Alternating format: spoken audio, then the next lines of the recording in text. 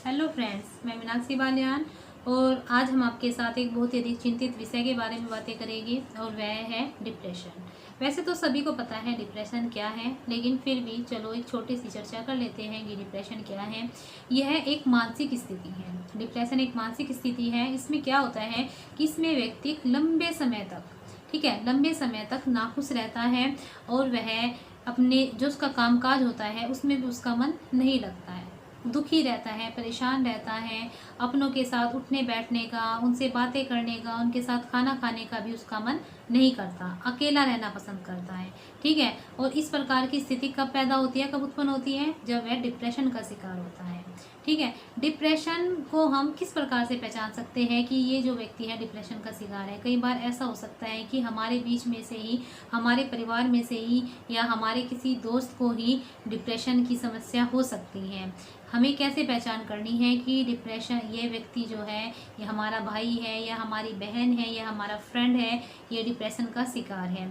इसे पहचानने के लिए मैंने कुछ पॉइंट्स निकाले हैं। कुछ इसके ऐसे लक्षण हैं जिनके आधार पर हम पता कर सकते हैं कि ये व्यक्ति डिप्रेशन का शिकार है। तो सबसे पहला जो पॉइंट है, सबसे पहला जो लक्षण है वह है पुअर स्लीप, मतलब कि कम सोना। व्यक्ति जब रात भर करवटें बदलता रहता है, इधर उधर इधर उधर, और कहता है कि मुझे नींद नहीं आती है, मैं परेशान भी नहीं हूँ, किसी भी तरह की कोई समस्या नहीं है, कोई प्रॉब्लम नहीं है, लेकिन फिर भी मुझे नींद नहीं आती है।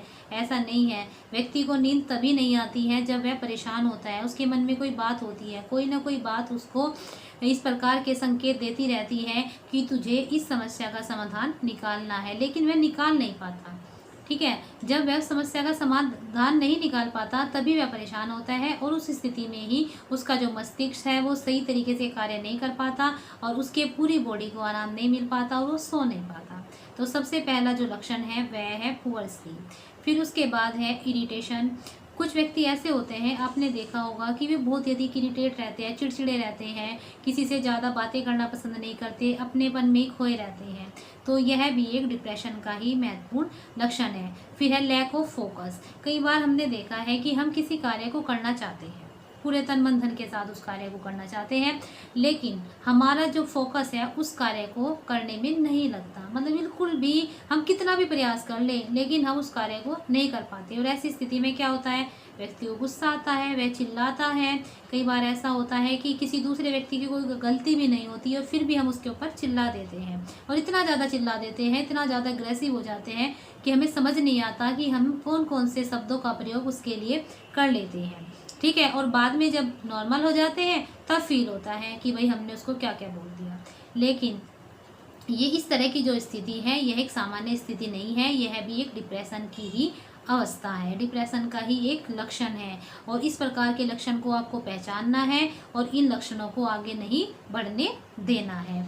ठीक है। फिर है टायर्डनेस। कई बार ऐसा होता है कि हम बहुत ही कम कार्य करते हैं, बहुत ही कम कार्य करने के बावजूद भी हमें बहुत अधिक थकान हो जाती है। ठीक है।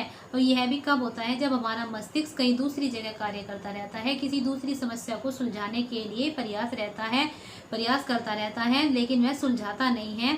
और इस स्थिति में हम कम कार्य करने के बाद भी अधिक थकान महसूस करते हैं।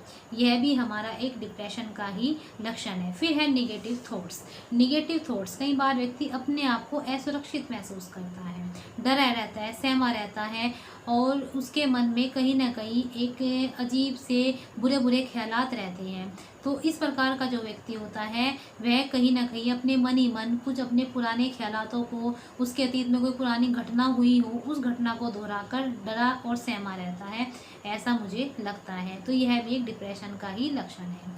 अगर इस प्रकार के, जैसे मैंने आपको 5 लक्षण बताए, टायर्डनेस या फिर पुअर स्लीप या फिर irritation, lack of focus, negative thoughts, ये 5 लक्षण जो है ये हमारे 5 लक्षण हैं डिप्रेशन के। ये प्रारंभिक लक्षण है। अगर ये लक्षण कुछ समय के लिए बने रहते हैं तो ये सिर्फ एक तनाव की स्थिति होती है। और तनाव क्या है?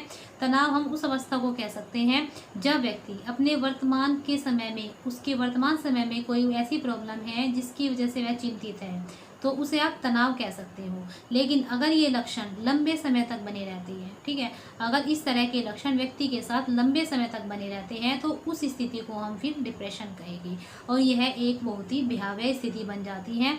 व्यक्ति इतना अधिक परेशान हो जाता है, इतना अधिक आउट ऑफ कंट्रोल हो जाता है कि उसे अपनी भी सूझबूझ नहीं रहती, और उसका वर्तमान तो होता ही है खराब, उसका भविष्य भी खराब हो जाता है। ठीक है, तो इस तरह के जो ये 5 लक्षण हैं, इनके आधार पर हम पता कर सकते हैं कि कौन व्यक्ति डिप्रेशन का शिकार है या फिर डिप्रेशन का शिकार हो सकता है। तो अब बात आती है कि हम किस प्रकार से अपना बचाव कर सकते हैं। अगर हमें इनमें से 1 या 2 या 3 या 4 5 लक्षण जो भी हम बताए हैं, उनमें से किसी भी व्यक्ति के अंदर ये लक्षण दिखाई देते हैं, तो हमें क्या करना है कि हमें जो पॉजिटिव थॉट वाले व्यक्ति हैं उनसे संपर्क बनाए रखना है, ज़्यादा से ज़्यादा टाइम उनके साथ स्पेंड करना है, कुछ भी बुरा नहीं सोचना है, भविष्य की चिंता नहीं करनी है। भविष्य किसी ने नहीं देखा है, और ना ही आपको अपने अतीत के बारे में सोचना है, सिर्फ आपको अपने वर्तमान के बारे में सोचना है। जल्दबाजी नहीं करनी है, और सिर्फ स्वयं को व्यस्त रखना है। अपने आप को किसी न किसी कार्य को करते रहने में ही आपको व्यस्त रखना है, बिजी रखना है।